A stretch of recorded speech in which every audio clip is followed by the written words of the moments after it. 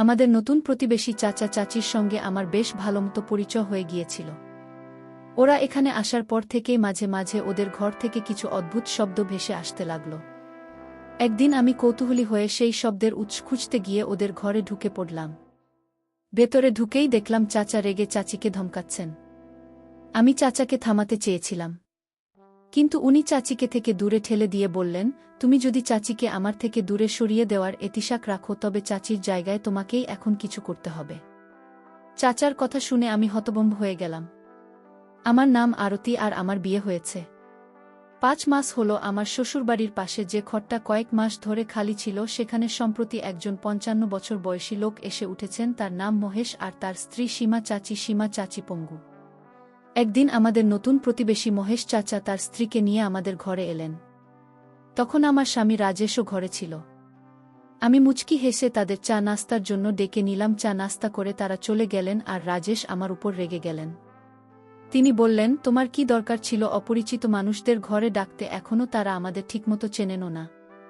আমি বললাম, এখন তারা আর অপরিচিত নন, তারা আমাদের প্রতিবেশী। রাজেশের এই ব্যাপারটা আমি ঠিক বুঝতে পারলাম না, কারণ উনি দিনভর অফিসে থাকেন, তাই হয়তো প্রতিবেশীদের প্রয়োজনীয়তা ওর কাছে বোঝা যায় না। পরের দিন সকালে রাজেশকে অফিসে পাঠিয়ে আমি মহেশ চাচার ঘরে গেলাম। চাচা নিজেই চা নাস্তা তৈরি করে এনেছিলেন। আমি অবাক হয়ে ওনাকে দেখছিলাম। চাচা বললেন, এভাবে তাকিয়ে দেখছো কেন সীমা পঙ্গু? তাই ঘরের সব কাজ আমাকেই করতে হয়। এখন তো এসব কাজের সঙ্গে অভ্যস্ত হয়ে গিয়েছি। কথাবার্তার মধ্যে চাচা আমার সব কিছু জানার চেষ্টা করলেন। আমি বুঝতে পারলাম আমার বিয়ে হয়েছে। 5 মাস হলো লাভ ম্যারেজ করেছি, তাই আমার বাবা মা আমাকে মেনে নেননি। রাজেশু গত 6 মাস ধরে ঠিকমতো আমার সঙ্গে কথা বলছেন না।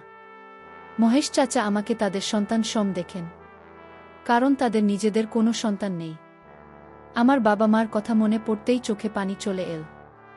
আমার চোখের জল দেখে মহেশ চাচা আমার পাশে এসে বসালেন। তিনি আমার চোখের জল মুছে দিয়ে আমাকে জড়িয়ে ধরলেন এবং বললেন, চিন্তা করো না, আমাদেরই তোমার বাবা মা। মনে করো কোনো সমস্যায় পড়লে যে কোনো সময় আমাদের কাছে সাহায্য চাইতে পারো। তোমার দিক থেকে সমস্যা হোক বা না হোক, আমি তোমার বাবার জায়গা রয়েছি। তাই তোমার বাড়ি আসায় আসা দুধের মতো, তুমি তোমার নিজের বাবা মার কাছেও যাও আশা করবে। চাচার এসব কথা আমার মন কেড়ে নিয়েছিল। আমি কখনো ভাবিনি যে ওনার এসব কথার পিছনে কোনো কুমতলব থাকতে পারে। দিনগুলো কেটে যাচ্ছিল। এক রাতে আমি মিষ্টি তৈরি করেছিলাম, আর সেই মিষ্টি নিয়ে চাচার ঘরে গেলাম। দরজার কাছে যেতেই সীমা চাচির চিৎকার শুনতে পেলাম। আমার চিন্তা হতে লাগল, হয়তো চাচি হুইল চেয়ার থেকে পড়ে গিয়েছেন। আমি তাড়াতাড়ি ওদের ঘরের ঘণ্টি বাজাতে লাগলাম। কিছুক্ষণ পর চাচা দরজা খুললেন।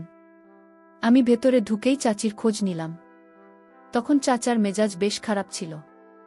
আমি চাচাকে পাত্তা না দিয়ে চাচির ঘরে গেলাম। সেখানে গিয়ে দেখি চাচি বিছানায় বসে কাঁদছেন। আমি তাকে জিজ্ঞাসা করলাম, চাচি, আপনি কাঁদছেন কেন? চাচা কি আপনার সঙ্গে খারাপ ব্যবহার করেছেন? চাচি কিছু বললেন না। আমি বাইরে এসে চাচা কাছে জানতে চাইলাম, চাচি কেন কাঁদছেন? আপনি তাকে কিছু বলেছেন? চাচা রেগে বললেন, আমি তাকে কি বলবো? এত বছর হলো উনি আমাকে সন্তানের সুখ দিতে পারলেন না, আর এখন উনি নিজেকে অসুস্থ বলে দাবি করে আমার কোনো প্রয়োজনই মেটাতে পারছেন না। আমি তো এখনো তরুণ, আমার বয়স মাত্র 55। আমি ঘরের সব কাজ করি, অন্তত আমার স্ত্রী তো আমাকে খুশি রাখতে পারেন। এ কথা বলে চাচা আমার হাত ধরে বললেন, আরতি, তুমি নিশ্চয় বুঝতে পারছ আমি কি বলতে চাইছি। চাচার দৃষ্টি বদলে যাচ্ছিল, তার চোখে কুৎসিত লালসা ফুটে উঠছিল। আমি তাড়াতাড়ি তার হাতে মিষ্টির বাক্সটা ধরিয়ে দিয়ে বেরিয়ে এলাম। রাজেশ আমাকে মহিষ চাচার ঘর থেকে বেরোতে দেখে ফেলেছিল, তাই যখন ঘরে এলাম রাজেশ আমার উপর রেগেছিলেন।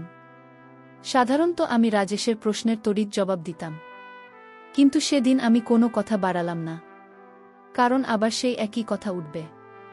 আমি কেন প্রতিবেশীর ঘরে গিয়েছিলাম? মহেশ চাচাচির মধ্যে আমি আমার বাবা মাকে দেখতে পেতাম, তাই ওদের প্রতি একটা আলাদা টান অনুভব করতাম, কিন্তু বুঝতেই পারছিলাম না তারা আসলেই আমাকে সন্তানের মতো দেখেন কিনা। কয়েকদিন পর দুপুরবেলা আমি বাগানে গাছের পরিচর্যা করছিলাম। হঠাৎ মহেশ চাচার ঘর থেকে আবার সেই অদ্ভুত শব্দগুলো শুনতে পেলাম। চাচা এখনও বৃদ্ধ হননি, তাই তার এই উন্মাদনা চাচির ক্ষতি করছে। চাচির কষ্ট আমি সহ্য করতে পারছিলাম না। অনেক চেষ্টা করেও আমি নিজেকে আটকাতে পারলাম না। অবশেষে আমি চাচার দরজায় গিয়ে নামলাম। দরজা খুলে চাচাকে প্রচণ্ড রেগে থাকতে দেখলাম। তার চোখগুলো রক্তবর্ণ হয়ে উঠেছিল। চাচির অবস্থা নিয়ে আমি খুবই চিন্তিত ছিলাম। আমি চাচির ঘরে ঢুকতেই দেখলাম চাচি হুইল চেয়ার থেকে পড়ে গেছেন। আমি তাকে জিজ্ঞাসা করলাম, চাচি কি হচ্ছে এখানে? কিছুক্ষণ আগে আপনি এই অদ্ভুত শব্দগুলো কেন করছিলেন? আপনি কি ঠিক আছেন? চাচি ধীরস্বরে বললেন, আরতি, আমি তোমাকে কি বলবো, ঈশ্বর আমাকে এমন অবস্থায় ফেলেছেন। কিন্তু তোমার চাচা এখনও সুস্থ আছেন। তার বিভিন্ন চাহিদা থাকে। কিন্তু এই বয়সে আমার পক্ষে সব কিছু সম্ভব নয়। আমার পঙ্গুত্ব আমাকে স্বাভাবিকভাবে চলাফেরা করতে দেয় না। আমি কিভাবে তোমার চাচাকে খুশি রাখব? কেউ ওনাকে বোঝাতে পারবে না। আমি বললাম, চাচি, আমি চাচার সঙ্গে কথা বলবো। কিন্তু চাচি বললেন, তুমি চাচার সঙ্গে কথা বলো না। চাচি আমাকে চাচার সঙ্গে কথা বলতে বারণ করলেন। কিন্তু আমি তার কথা মানলাম না এবং চাচার সঙ্গে কথা বলার সিদ্ধান্ত নিলাম। চাচা তখন ঘরে বসেছিলেন। আমি ওনাকে দেখে বুঝলাম তিনি কিচেন এর দিকে পানি আনতে চাইলেন। আমি বললাম, চাচা, আমার পানির প্রয়োজন নেই। আমার আপনার সঙ্গে কথা বলতে হবে। চাচা বললেন, আরতি, কথা হবে, কিন্তু তুমি আগে বসো, আমি পানি নিয়ে আসি। চাচা সাজানোর ভান করছিলেন যেন উনি কত ভদ্র। কিন্তু আমি বুঝতে পারছিলাম তিনি বয়সের ভারেও তরুণত্বের মুখ ত্যাগ করতে পারেননি। আমি চাচার হাত ধরে তাকে থামিয়ে দিলাম এবং বললাম, চাচা, এই বয়সে আপনি কি করছেন? আপনি তো আমার বাবা মার মতো, তাই আমি আপনাকে এসব কথা বলছি। আমাদের বাড়ির পাশেই নতুন করে চাচা চাচি এসেছেন। তাদের সাথে আমার বেশ ভালো সম্পর্ক হয়ে গেছে। তারা এখানে কিছুদিন আগেই এসেছেন। তারপর থেকেই চাচার ঘর থেকে কিছু অদ্ভুত শব্দ আসতে লাগল। একদিন আমি সেই শব্দের রহস্য উদ্ঘাটন করতে চাচার বাড়িতে চলে গেলাম। ভেতরে ঢুকিয়ে দেখলাম চাচা তার বৃদ্ধা স্ত্রীর উপর রাগ করছেন। আমি চাচাকে চাচির কাছ থেকে আলাদা করে দিলাম। চাচি ঘর থেকে বেরিয়ে যাওয়ার পর চাচা বললেন, তুমি যদি চাচি কি আমার কাছ থেকে দূরে সরাতে চাও, তাহলে এবার তার জায়গা তোমাকেই নিতে হবে। এটা বলে চাচা আমাকে হ্যালো বন্ধুদের গল্প বলার জন্য স্বাগত জানালেন। আমার নাম আরতি আর আমার বিয়ে 5 মাস হয়েছে। তবে আমার পাশের ঘরটা কয়েক মাস ধরে খালি ছিল। সম্প্রতি সেখানে এক 55 বছর বয়সী ব্যক্তি এসে থাকছেন। তার সাথে তার স্ত্রীও আছেন। চাচার নাম মহেশ আর চাচির নাম সীমা। সীমা চাচি একজন প্রতিবন্ধী। একদিন আমাদের নতুন প্রতিবেশী চাচা চাচি আমাদের বাড়িতে আসলেন। তখন আমার স্বামীও বাড়িতে ছিলেন। আমি হেসে তাদের চা নাস্তার জন্য বাড়িতে ডেকেছিলাম। চা নাস্তা করে তারা চলে গেলেন। তারপর রাজেশ আমার উপর রাগ করতে লাগলেন। তিনি বললেন, তোমার কি দরকার ছিল অচেনা লোকদের বাড়িতে ডাকতে? আমি বললাম, তারা চেনা নেই। তারা এখন আমাদের প্রতিবেশী। রাজেশকে এটা বোঝানো একটু কঠিন ছিল। সেই সারাদিন অফিসে থাকত, তাই তাকে প্রতিবেশীদের প্রয়োজনীয়তা অনুভব করতে হতো না। আমি রাজেশের কথা তখন পাত্তা দিইনি। পরের দিন মহেশ চাচা আমাকে তাদের বাড়িতে চা নাস্তার জন্য ডেকে পাঠালেন। সকাল রাজেশকে অফিসে পাঠিয়ে আমি তাদের বাড়িতে গেলাম। মহেশ চাচা কিচেন থেকে চান আস্থা নিয়ে আসলেন। আমি তার দিকে বিস্ময়ের সাথে তাকিয়েছিলাম। তখন মহেশ চাচা বললেন, বিস্ময় নিয়ে তাকিও না, আমার স্থির প্রতিবন্ধী, তাই বাড়ির কাজ আমাকে করতে হয়। এখনই সব কাজে আমি অভ্যস্ত হয়ে গেছি। কথাবার্তার মধ্যে মহেশ চাচা আমার পুরো গল্প জানলেন। আসলে আমার বিয়ের 5 মাস হয়ে গেছে। আমি ভালোবেসে বিয়ে করেছি, তাই আমার বাবা মা আমাকে গ্রহণ করেননি। গত 6 মাস ধরে আমার স্বামীও আমার সাথে ঠিকমতো কথা বলছে না। সেই দিন আমি জানতে পারলাম যে আমাদের প্রতিবেশীদের নিজেদের কোনো সন্তান নেই। তারা আমাকে তাদের মেয়ে হিসেবে দেখছিলেন। যে মুহূর্তে আমি আমার বাবা মাকে স্মরণ করলাম, আমার চোখে জল এসে গেল। গত 5 মাস ধরে না আমি তাদের দেখেছি, না তাদের সাথে কথা বলেছি। তখন আমার চোখে জল দেখে মহেশ চাচা আমার পাশে এসে বসালেন। তারপর তিনি আমার চোখের জল মুছে আমাকে বুকে জড়িয়ে ধরলেন। তারপর বললেন, চিন্তা করো না, আমাদেরই তোমার বাবা মা। ভাবো, তোমার কোনো রকম সমস্যায় পড়লে আমাদের কাছে সাহায্যের জন্য আসতে পারো। কঠিন সময়ে তোমাকে না পাই, কিন্তু আমি আমার মেয়ের বাড়িতে ঠিকই আসব। জামাই কিছুটা অদ্ভুত মনে হলো, তবে কোনো ব্যাপার না। জামাইদের রাগ এমনই হয়। আমি মেয়ের জন্য নিশ্চয়ই সিদ্ধান্ত নিয়ে তার বাড়িতে আসা যাওয়া করব। আর তুমিও তোমার বাবা মায়ের বাড়িতে যাওয়া আশা করো। মহেশ চাচা তাদের মিষ্টি কথায় আমাকে আপন করে নিয়েছিলেন। কিন্তু তাদের এই মিষ্টি কথার পেছনে কোনো খারাপ উদ্দেশ্য ছিল তা আমি বুঝতে পারিনি। নতুন প্রতিবেশীদের সেখানে আসার কিছুদিন কেটে গেল। তারপর এক রাতে আমি মিষ্টি বানিয়েছিলাম। সেই মিষ্টি দেওয়ার জন্য আমি মহেশ চাচার বাড়িতে গেলাম। দরজার কাছে পৌঁছাতেই আমি ভেতর থেকে সীমা চাচির চিৎকার শুনতে পেলাম। আমার চিন্তা হলো চাচি হয়তো হুইল চেয়ার থেকে পড়ে গেছেন। আমি দ্রুত তাদের বাড়ির ঘণ্টি বাজাতে লাগলাম। কিছুক্ষণ পর চাচি দরজা খুললেন। আমি তাড়াহুড়ো করে চাচির কথা জিজ্ঞাসা করতে শুরু করলাম। তখন চাচা রেগেছিলেন। আমি ঘরে গিয়ে চাচিকে দেখতে পেলাম যে তিনি বিছানায় শুয়ে আছেন এবং তার চোখে জল। আমি তার কান্নার কারণ জিজ্ঞাসা করলাম, কিন্তু চাচি কিছু বললেন না। আমার মনে হলো চাচা হয়তো তার সাথে খারাপ ব্যবহার করছেন। ঘর থেকে বেরিয়ে আমি চাচাকে জিজ্ঞাসা করলাম, চাচি কেন কাঁদছেন? আপনি তাকে কিছু বলেছেন? মহেশ চাচা বললেন, আমি তাকে কি বলবো, এত বছর হয়ে গেছে। সে আমাকে পিতৃত্বের সুখ দিতে পারে না, আর এখন নিজেকে অপরাধী মনে করে আমাকে কিছু করতে দিচ্ছে না। আমি এখনও এতটা বুড়ো হইনি। আমার বয়স এখনও তোমাদের মতো যুবকদের বয়সের সমান। আমি বাড়ির সব কাজ করি, অন্তত নিজের স্বামীকে খুশি রাখা তো তার কাজ। তারপর মহেশ চাচা আমার হাত ধরে বললেন, আরতি তুমি তো বুঝছ আমি কি বলতে চাইছি। কথা বলতে বলতে চাচা আমাকে উপর থেকে নিচ পর্যন্ত দেখতে লাগলেন। হঠাৎ করেই চাচার দৃষ্টিভঙ্গি বদলে গেল। ধীরে ধীরে তার হাত আমার হাত ছাড়িয়ে অন্যদিকে এগোতে লাগল। হঠাৎ আমি রাজেশের গাড়ির শব্দ শুনতে পেলাম। চাচার হাতে মিষ্টির পাত্র দিয়ে আমি তাড়াতাড়ি সেখান থেকে বেরিয়ে গেলাম। রাজেশ আমাকে মহেশ চাচার বাড়ি থেকে বেরোতে দেখেছিল। তাই যখন আমি বাড়িতে আসলাম তখন সে রাগান্বিতভাবে আমার দিকে তাকিয়েছিল। রাজেশ যখন আমাকে সন্দেহজনক দৃষ্টিতে দেখত তখন আমি সাথে সাথে জবাব দিতাম। কিন্তু সেদিন আমি বিষয়টিকে বাড়িয়ে তুলিনি, কারণ সে আবারও বলতো যে আমি প্রতিবেশীর বাড়িতে কেন গিয়েছিলাম। সেই প্রতিবেশীদের মধ্যে আমি আমার বাবা মাকে দেখতে পেতাম। তারা আসলেই আমার বাবা মা কি না তা আমি সঠিকভাবে জানতাম না। পরের 4 দিন বাগানের গাছে পানি দিতে দিতে আমি মহেশ চাচার বাড়ি থেকে অদ্ভুত শব্দ শুনতে পেলাম। সেই দিনও চাচির চিৎকারের অদ্ভুত আওয়াজ আমার কানে আসলো। চাচা 55 বছর বয়সী হলেও তার মধ্যে যুবক সুলভ আকাঙ্ক্ষা ছিল। তার কারণে চাচির ক্ষতি হচ্ছিল। আমি বুঝতে পারছিলাম চাচির মধ্যে আমি আমার মাকে দেখতে পেতাম। আমার সবচেয়ে বেশি ভালোবাসা মায়ের প্রতি ছিল, আর এখন সেই ভালোবাসা চাচির প্রতি চলে আসছিল। আমি চাচির সেই অদ্ভুত শব্দ সহজভাবে নিতে পারছিলাম না। আমি নিজেকে অনেকবার বোঝানোর চেষ্টা করলাম, কিন্তু অবশেষে আমি চাচার বাড়ির দরজায় করাঘাত করলাম। সেদিন চাচা আমাকে খুব রেগে গেলেন। তার চোখগুলো লাল হয়ে গিয়েছিল। আমি চাচির জন্য খুবই চিন্তিত ছিলাম। তাই আমি তাদের ঘরে গেলাম। ভেতরে গিয়ে দেখি চাচি হুইল চেয়ার থেকে সরে গেছেন। তারপর আমি চাচিকে জিজ্ঞাসা করলাম, চাচি এটা সব কি হচ্ছে? কিছুক্ষণ আগে আপনাকে অদ্ভুত আওয়াজ করতে শোনা গেল। আপনি কি ঠিক আছেন? চাচি বললেন, আরতি, আমি তোমাকে কি বলবো, ঈশ্বর আমাকে এতটাই অসহায় বানিয়েছেন, কিন্তু তোমার চাচা এখনও সুস্থ। এই বয়সেও তার বিভিন্ন আকাঙ্ক্ষা রয়েছে যা তাকে খুশি রাখতে পারে। কিন্তু এই বয়সে কিছু জিনিস সম্ভব নয়। আমার অক্ষমতা আমাকে ঠিকমতো হাঁটতেও দেয় না। তাহলে আমি চাচাকে কিভাবে খুশি রাখব? চাচাকে কে বোঝাবে? এটা শুনে আমি চাচিকে বললাম, আমি চাচার সাথে কথা বলবো। চাচি বললেন, তোমার চাচাকে কোনো ভাষায় বোঝানো যায় না। তুমি তার সাথে কথা বলো না।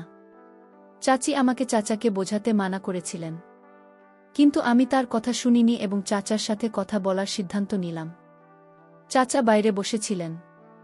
আমাকে দেখে তিনি কিচেন থেকে পানি আনতে গেলেন।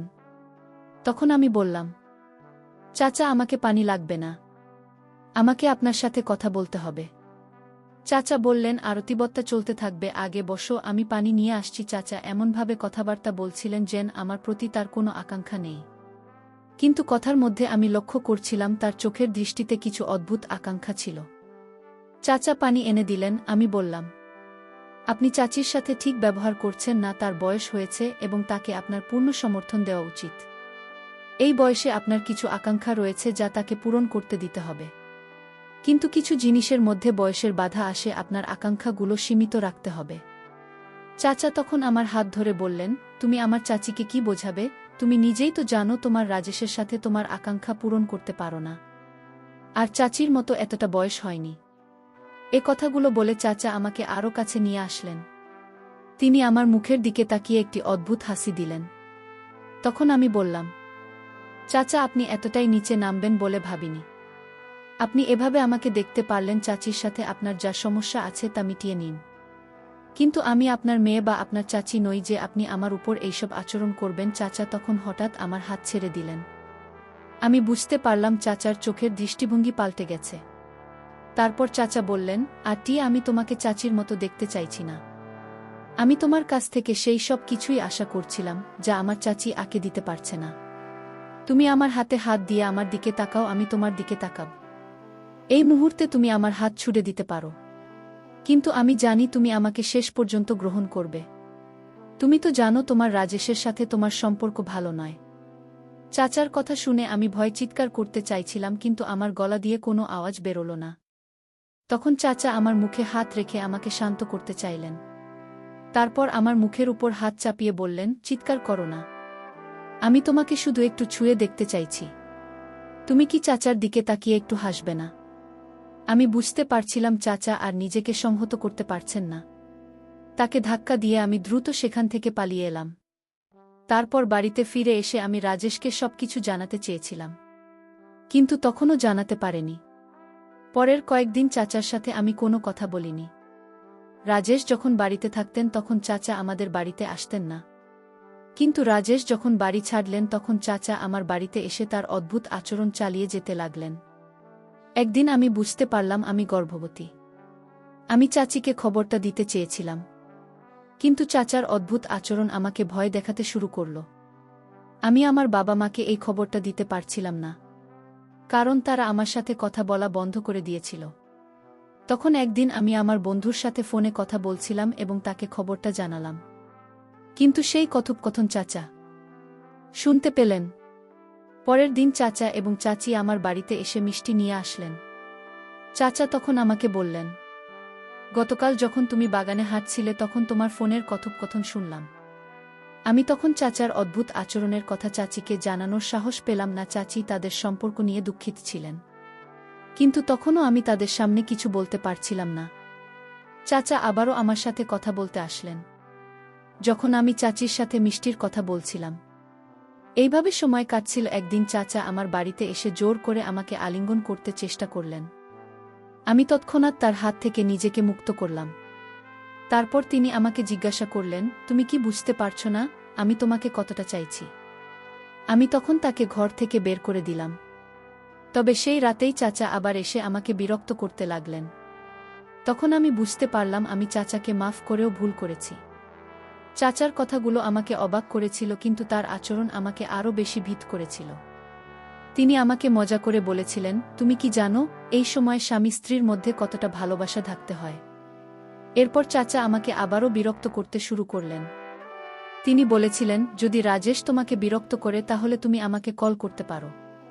আমি তোমার চাচা, আমি তোমার পাশেই আছি। চাচারের কথাগুলো শুনে আমি ভয়ে জমে গিয়েছিলাম। রাজেশ বাড়িতে এসে আমাকে বললেন, কিছুদিনের জন্য তোমার মায়ের বাড়ি থেকে কাউকে নিয়ে এসো বা একটি কাজের লোক নিয়ে এসো, কারণ আমাকে কিছুদিনের জন্য বাইরে যেতে হবে। রাজেশের পরামর্শ অনুযায়ী আমি একজন কাজের লোক নিয়ে আসার চিন্তা করলাম, কিন্তু পরে তাকে আনলাম না। রাজেশ চলে যাওয়ার পর চাচা বাড়িতে এসে আমাকে বিরক্ত করতে লাগলেন। তারপর একদিন আমি আর সহ্য করতে না পেরে চাচাকে চড় মেরে বাড়ি থেকে বের করে দিলাম। আমি তখন খুবই ভয় পেয়েছিলাম। বুঝতে পারছিলাম চাচা আমাকে নিয়ে অদ্ভুত সবকিছু চিন্তা করছে। অবশেষে আমি হাসপাতালে এসে চোখ খুললাম এবং সেখানে রাজেশের বদলে তার বন্ধু উপস্থিত ছিলেন। তিনি বললেন, ভাবি, আপনি একদম ভয় পাবেন না, আপনি সম্পূর্ণ নিরাপদ আছেন। আমি বললাম, মহেশ চাচার এমন কথা শোনার পর আমার চোখ দিয়ে জল গড়িয়ে পড়তে লাগল। আমার কথা শুনে রাজেশের বন্ধু বললেন, ওই নলায় এক লোকটা আপনার সাথে জোর করার চেষ্টা করছিল, তবে আমি সময়মতো এসে আপনাকে তার হাত থেকে বাঁচিয়ে নিয়েছি। রাজেশ কিছুক্ষণের মধ্যেই এখানে পৌঁছে যাবে। কিছুক্ষণ পর রাজেশ হাসপাতালে এসে পৌঁছাল। আমাকে দেখেছে, সাথে সাথে আমাকে বুকে জড়িয়ে ধরল। এরপর রাজেশ বলল, আরতি, যদি আমি ঘরে গোপন ক্যামেরা না লাগাতাম তাহলে হয়তো আমি আমার স্ত্রী এবং সম্পত্তি দুটোই হারিয়ে ফেলতাম। গোপন ক্যামেরার কথা শুনে আমি প্রশ্নসূচক দৃষ্টিতে রাজেশের দিকে তাকালাম। তখন রাজেশ বলল, বাড়ি ছাড়ার আগে আমি ঘরের প্রতিটি কোণে গোপন ক্যামেরা লাগিয়ে রেখেছিলাম। কারণ আমি ওই প্রতিবেশীর উপর একটুও বিশ্বাস করতে পারছিলাম না। কয়েক মাস ধরে তুমি তোমার বাবা মায়ের থেকে দূরে ছিলে। তাই তুমি তাদের মধ্যে তোমার বাবা মাকে দেখতে পাচ্ছিলে। কিন্তু তাদের মনে যে কি ষড়যন্ত্র চলছিল তা তোমার ধারণাইও ছিল না। আমি অনেকবার তোমাকে বোঝানোর চেষ্টা করেছি, কিন্তু তুমি আমার কথা শুনতে চাওনি। আমিও তোমার সামনে বেশ কিছু বলতে পারছিলাম না। তাই শেষমেশ আমি ঘরে গোপন ক্যামেরা লাগিয়ে দিলাম। ঠিক সেই মুহূর্তে যখনই নালাক লোকটা তোমার সঙ্গে জোরাজুরি করছিল, আমি সেই দৃশ্যটা আমার ল্যাপটপে দেখেছিলাম। এটা দেখে আমি তৎক্ষণাৎ আমার বন্ধুকে বাড়িতে পাঠাই। আমি বিজয়কে বাড়ির দ্বিতীয় চাবিটা দিয়ে রেখেছিলাম। ঠিক সময় মতো এসে বিজয় তোমাকে সেই পশুটার হাত থেকে বাঁচিয়ে নিয়েছে। মহেশ এবং সীমা দুজনেই ধোঁকাবাজ। সীমা আসলে পঙ্গু নয়, দুজনেই পেশাদার চোর। তারা চুরির কাজে বেশ পারদর্শী। তাই তারা সবকিছু খুব নিপুণভাবে করছিল। তুমি তাদের মিষ্টি কথায় মুগ্ধ হয়েছিলে। তবে আমার স্বামীর বুদ্ধিমত্তার জন্য সেদিন আমার সম্মানও রক্ষা পেল এবং আমাদের সম্পত্তিও রক্ষা পেল। চুরির উদ্দেশ্যেই তারা আমাদের বাড়িতে এসেছিল। তাদের আসল জায়গা জেল থানা। মানুষ অনুভূতিপ্রবণ, এটা ঠিক, কিন্তু আবেগে ভেসে গিয়ে কাউকে ঘরের সব কথা জানিয়ে দেওয়া একেবারেই ঠিক নয়। এই যুগে কাউকে বিশ্বাস করাটা খুবই কঠিন। তাই আজকের এই কলি যুগে কারো উপর পুরোপুরি বিশ্বাস করা উচিত নয়। তো বন্ধুরা, যদি ভিডিওটি ভালো লেগে থাকে তাহলে চ্যানেলটি সাবস্ক্রাইব করতে ভুলবেন না।